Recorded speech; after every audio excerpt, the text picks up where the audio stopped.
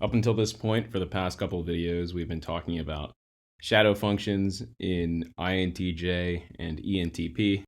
And as a guide, I've been using the book Energies and Patterns in Psychological Type. This book has a lot of very interesting topics in it related to depth psychology, and it connects all of these deep psychological ideas to the Myers-Briggs typology indicator.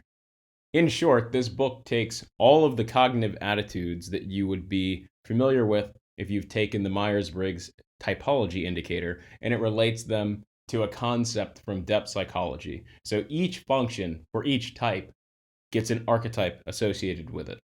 It's a very useful book, and it seems to be the culmination of work from the author's private psychotherapy practice in Jungian analytical psychology.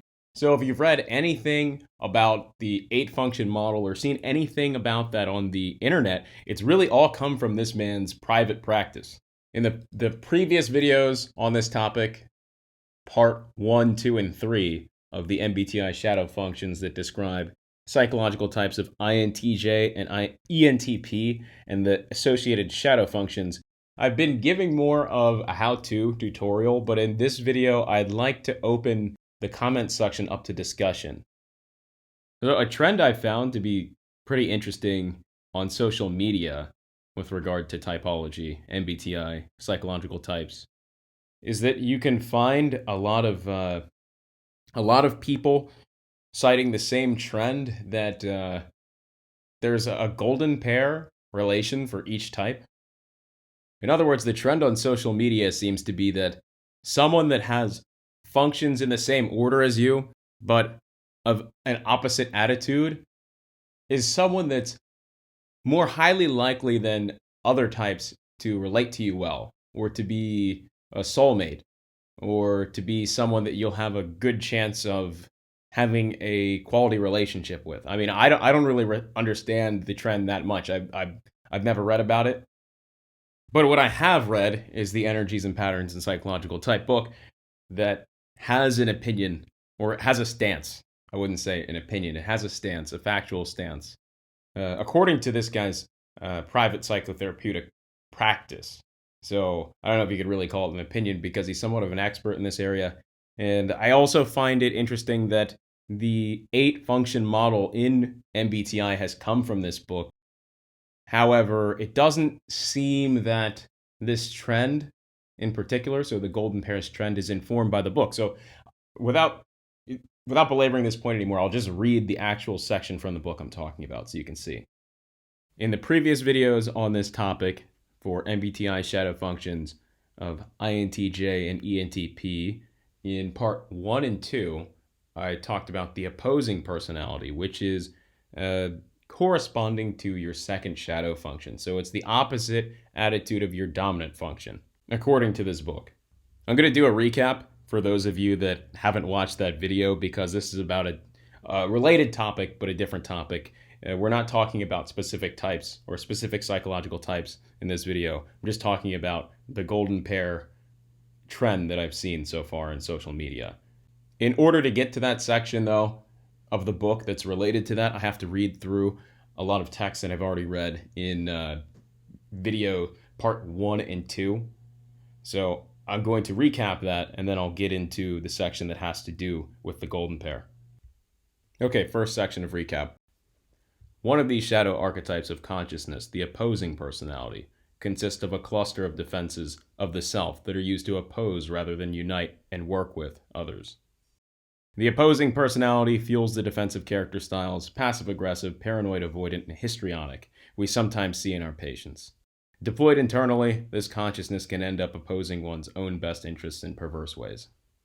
Archetypally, the opposing personality is one of two places in a man's psyche where his contrasexuality, that is, his inner femininity, is likely to show up strongly.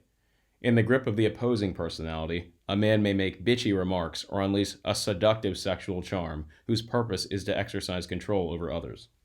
Alright, this was the first super long passage from the first video, maybe it was from part 1. Yeah, I think this is from part 1. This is a very super long passage, but then the next couple ones are super long too, but I'm going to go through it. The other place in the psyche that has a contrasexual coloring is the anima, which Jung defines in Psychological Types as a soul figure representing a man's inner attitude, and in his later writings as the archetype of life itself. The anima, however, holds a potential for leading the man toward integrity. The same cannot usually be said of the opposing personality. We'll return to the anima later, but we should note here that when projected onto an actual woman, even one the man hardly knows, his veneration for the anima may lead him to idealize the woman and want to marry her. Projecting the opposing personality, by contrast, will cause a man to see the woman in a negative or troublesome light, as she seems to embody the man's own antagonistic traits. Okay, that's all the recap stuff. Now we're going to talk about the section that specifically has to do with all this stuff that you can see on social media now. It's probably YouTube, Instagram, all over the place. There's this idea that someone that has the opposing attitudes to yours, so if you're an introverted thinker than a T dominant person, and it's the same for all the other types, that this person is going to be complementary to you in some way. When projected, the opposing personality can become intensely sexualized, but the relationship that ensues is usually characterized by arguments and confrontations.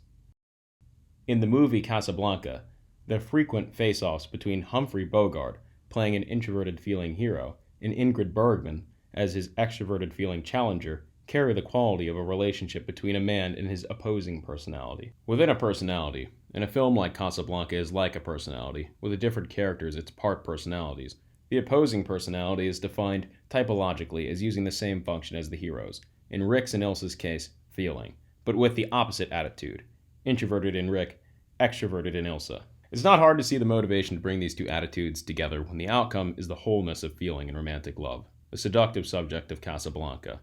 In real life, the tension between the opposing personality and the dominant, heroic ego can become a matter for exploration in psychotherapy.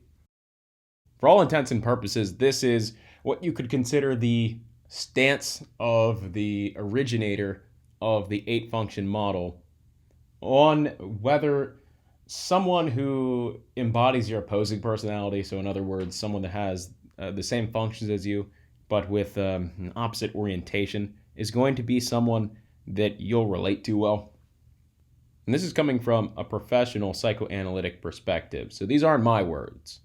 I wish they were my words. I'm not a professional psychologist.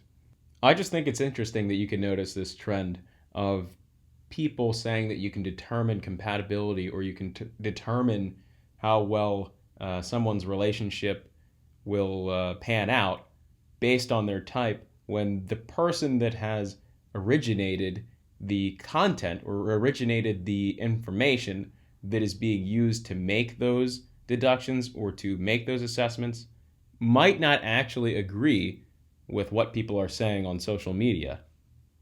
In the comments, you guys can let me know if anyone is even interested. I know there was like a very old movie example. Casablanca isn't exactly the most contemporary film that could be used as an example, but I mean, the author is, he's an older guy.